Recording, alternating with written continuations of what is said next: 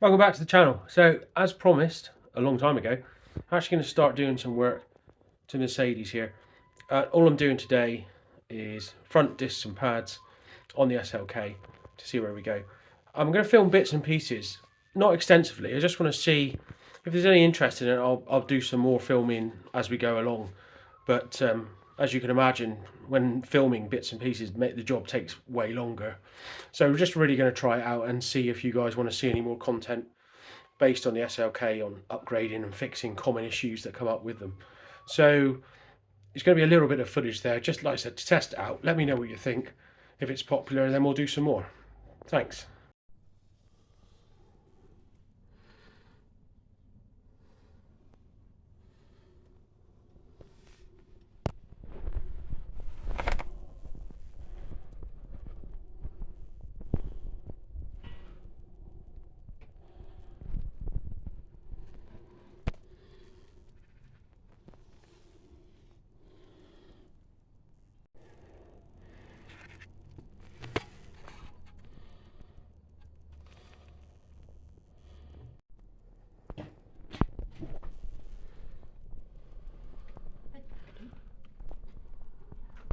Okay, disc is off, calipers off, which is just the two 18mm bolts there. I'm having a look, the pads themselves, looks like they've got plenty of meat, but they look a bit glazed, so I'm going to be changing them anyway. The rest of this stuff just needs cleaning up before it gets put back together.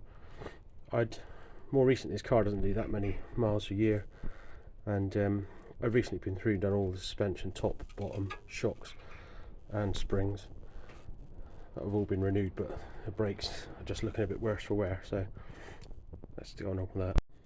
Let's clean the hub, put some thin layer grease on, I'll reassemble, put the new disc on, and then we'll put the caliper back in place and then fit the new pads and clean up the pad guides.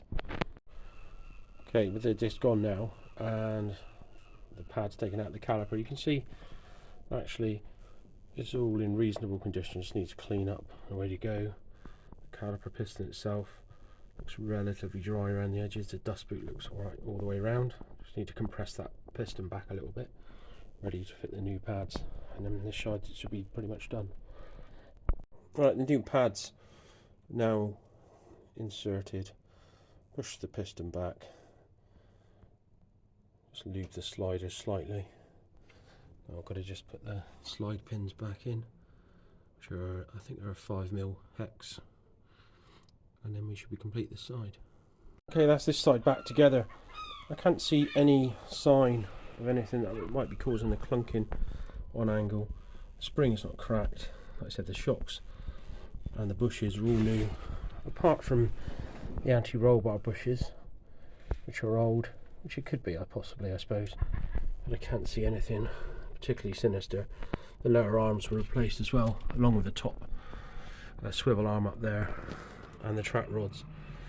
So everything down here has been replaced.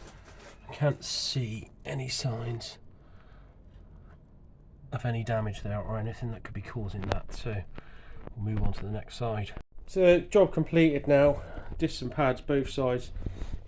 I gave the front wheel bearings a little turn because there was a little bit of play in them. Didn't film that, but that's literally just a quarter of a turn on the wheel bearing nut, just to take any slack out. Not sure how well you can see now.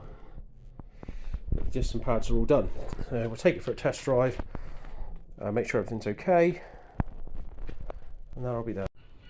Everything feels good after the test drive, no problems.